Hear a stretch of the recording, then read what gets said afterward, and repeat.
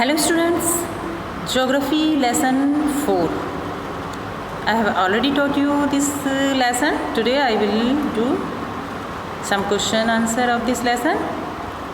Listen carefully and after that you will write in your notebook. Okay students, chapter name is Agriculture. Question number 1.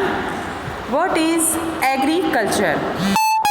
Agriculture is a primary activity. Agriculture जो होती है वो primary activity होती है। देखिए activities के बारे में मैंने आपको बताया था कि 3 इसमें एक्टिविटीज़ बताई गई थी, primary activities, secondary activity and territory activities. तो जो एग्रीकल्चर होता है वो प्राइमरी एक्टिविटीज़ में आता है। इट इंक्लूड्स, क्या क्या इंक्लूड होता है एग्रीकल्चर में? Growing crops, fruits, vegetables, flowers and reading of live stock. देखिए रीडिंग ऑफ लाइव स्टॉक ये होता है पशुपालन, ये भी इसी में ही आता है, एग्रीकल्चर में ही। Question number 2. Name the factors influencing agriculture.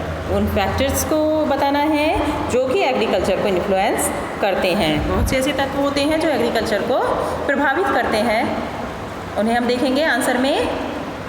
Favourable topography of soil and climate are vital for agriculture. देखिए एग्रीकल्चर के लिए फेवरेबल टोपोग्राफी, उपयुक्त जलवायु, मिट्टी भी उसके उपयुक्त होनी चाहिए। तो ये सब जो होता है, ये सब कुछ क्लाइमेट, ये सब कुछ एग्रीकल्चर के अकॉर्डिंग होना चाहिए। तो ये बहुत ज़्यादा इफ़ेक्ट करते हैं, इन्फ्लुएंस करते हैं एग्रीकल्चर को। The land of which the crops are grown is known as arable land. वो लैंड जिस पर क्रॉप यानी कि फसल उगाई जाती है उसको एरेबल लैंड के रूप में जाना जाता है। Question 3. What is shifting cultivation? Answer देखेंगे। Shifting cultivation is practiced in the thickly forested area of Amazon basin.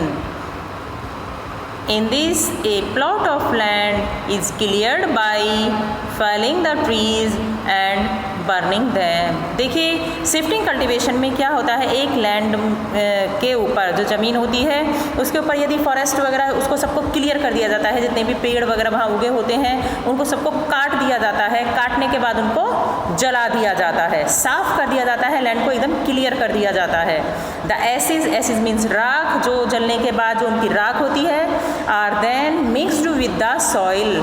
तो उसको मिक्स कर दिया जाता है सॉइल के साथ में, वहाँ की जो सॉइल होती है उसमें उस राख को मिक्स कर दिया जाता है। एंड क्रॉप्स आर ग्रोन, और फसल को उगाया जाता है। After the soil loses it's fertility. जब तक यहाँ पर भूमि उपजाऊ रहती है तब तक तो यहाँ पर खेती की जाती है, लेकिन जब जो यहाँ की लैंड होती है वो अपनी फर्टिलिटी को, उपजाऊपन को वो लूज़ कर देती है यानी कि खो देती है, तो द लैंड इज़ अबंडेंट। तो and the cultivators moves to the new plot. तो उस ज़मीन को छोड़कर जो कल्टिवेटर्स होते हैं वो नई जगह पर, नए प्लॉट की तरफ चले जाते हैं। ये होता है आपका शिफ्टिंग कल्टिवेटर्स। नेक्स्ट पेज पर आएंगे। Question number 4. Plantation agriculture. What is plantation agriculture? इसमें आपको ये बताना है प्लांटेशन एग्रीकल्चर क्या है। डिस्कस अबाउट इट, इसके बारे में आपको डिस्कस करना है।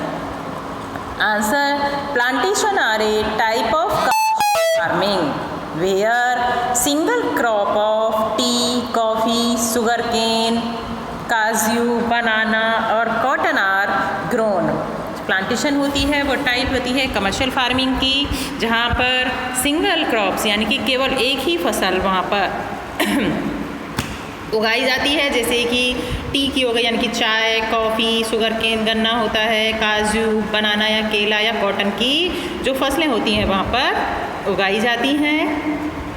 Large amount of labour and capital R required. इस वाली फसल में, इस वाली एग्रीकल्चर में लार्ज अमाउंट यानी कि बहुत ज़्यादा लेबर की ज़रूरत होती है एंड कैपिटल आर रिक्वायर्ड, इसमें रिक्वायर्ड इन चीज़ों की होती है। The produce may be proceed on the farm itself और इन नियर बाई फैक्ट्री जो प्रोडक्शन होता है वहाँ पर फसल का जो भी उत्पादन होता है तो उसको प्रोसीड कर दिया जाता है या तो खुद ही या फिर पास की किसी फैक्ट्रीज में। तो the development of A transport network in this essential for such farming, इस प्रकार की फार्मिंग में इसीलिए ट्रांसपोर्ट की भी बहुत ज़्यादा ज़रूरत रहती है, उसका भी ट्रांसपोर्ट भी डेवलप्ड होना चाहिए। Question number 5, name the fibre crop and name the climate conditions required for their growth.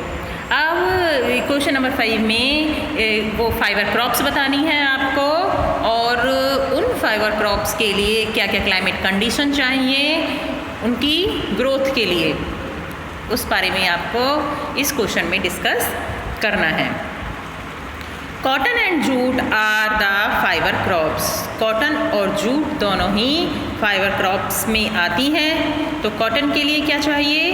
Cotton required high temperature, light rainfall and bright sunside for its growth. इसकी ग्रोथ के लिए लाइट रेनफॉल यानी कि हल्की वर्षा चाहिए, high temperature चाहिए और bright sunshine यानी कि सूर्य की सनसाइन, सूर्य से मतलब है वो चाहिए। जूट के लिए jute was also known the golden fibre as the golden fibre.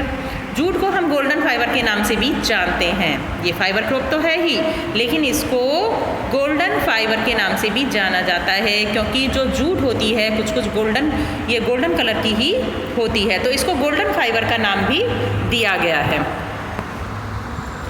It grows well on alluvial soil and requires high temperature। alluvial soil की ज़रूरत रहती है इसके लिए और हाई टेम्परेचर इसको चाहिए, हैवी रेनफॉल चाहिए यानी कि भारी वर्षा इसके लिए ज़रूरत होती है। एंड ह्यूमिड क्लाइमेट, जो जलवायु होती है क्लाइमेट वो ह्यूमिड चाहिए। This crop is grown in the tropical areas. ये जो फसल होती है वो ट्रॉपिकल एरियाज़ में होती है। नेक्स्ट पेज पर देखिए क्वेश्चन आंसर के बाद अब आपके टिक द करेक्ट ऑप्शन आते हैं। आप इसमें सही जो ऑप्शन होता है उसको टिक करेंगे। हॉर्टिकल्चर, आपको जब एग्रीकल्चर के बारे में मैंने पूरी डिटेल दी थी तो उसमें कई सारे मैंने उसको डिफाइन किया था एग्रीकल्चर को, तो उसमें था हॉर्टिकल्चर, सेरीकल्चर, पिस्कीकल्चर, सब में अलग अलग खेती के बारे में उस किस में कौन सी फसलें, कौन सी क्या चीज़ इंक्लूड होती है वो सब कुछ आपको बताया था। तो इस वाले टिक में पूछा है हॉर्टिकल्चर मीन्स क्या है। तो हॉर्टिकल्चर में जो सही ऑप्शन है इसका growing of food and vegetables, food और वेजिटेबल्स जो ग्रोइंग की जाती है वो हॉर्टिकल्चर में आता है। Cotton fibre, golden fibre refers to, second tick the correct option है गोल्डन फाइबर्स। अभी मैंने आपको बताया था जूट को गोल्डन फाइबर के नाम से जाना जाता है। और third tick the leading producer of coffee का लीडिंग प्रोड्यूसर जो है इनमें से ब्राज़ील, इंडिया और रशिया में से ब्राज़ील है जो कॉफ़ी का लीडिंग प्रोड्यूसर है। एग्रीकल्चर प्राइमरी, तीनों एक्टिविटीज़ इसमें दी गई हैं। टेरिटरी एक्टिविटी है, प्राइमरी है या फिर सेकेंडरी एक्टिविटी है। तो एग्रीकल्चर जो है वो प्राइमरी एक्टिविटी है। विटीकल्चर मीन्स, विटीकल्चर में क्या आता है? विटीकल्चर में कल्टीवेशन ऑफ ग्रेप्स, अंगूरों की जो खेती होती है वो विटीकल्चर में आती है। गिव रीजन्स में होते हैं कारण बताओ। जो भी क्वेश्चन आपसे पूछा गया है उनका कारण क्या है, आखिर ऐसा होता क्यों है, तो इसका मैं आपको कारण बताना है। क्वेश्चन है आपका इन इंडिया में agriculture is the primary activity. जो एग्रीकल्चर है वो प्राइमरी एक्टिविटी है, क्यों, कारण बताइए। आंसर में agriculture is a primary activities because in the world 50% of the person are engaged in these activities। जो खेती है वो प्राइमरी एक्टिविटी इसलिए है क्योंकि जो पूरे वर्ल्ड का 50% पर्सन वो खेती में ही लगा हुआ है। Question number 2, different crops are grown in a different region. जो अलग अलग तरीके की फसलें होती हैं वो अलग अलग क्षेत्रों में क्यों उगाई जाती हैं, उसका कारण क्या होता है, उसका कारण हम बताएंगे आंसर में। Different crops are grown in different regions because it happens due to the variation of topography, climate and soil। देखिए अलग अलग जगह की अलग जलवायु होती है, अलग अलग मिट्टी होती है, कौन सी फसल के लिए कौन सी मिट्टी कौन सी जलवायु रिक्वायर्ड करती है, तो उसी अकॉर्डिंग अलग अलग जगह पर अलग अलग फसलें उगाई जाती हैं। ओके स्टूडेंट्स, आपका ये ज्योग्राफी का लेसन कंप्लीट हो गया है, आपने इसकी एक्सरसाइज भी कंप्लीट हुई, क्वेश्चन आंसर कंप्लीट हो गए। ओके नेक्स्ट हम पॉलिटिकल लाइफ का लेसन 4 लेंगे और इसका टेस्ट भी लेंगे। अब हर एक चैप्टर के बाद जब वो फिनिश हो जाएगा तो हम उसका टेस्ट भी लेंगे, क्लास टेस्ट। ओके स्टूडेंट्स, तो आप इसे लर्न करते चलें। Okay, thank you.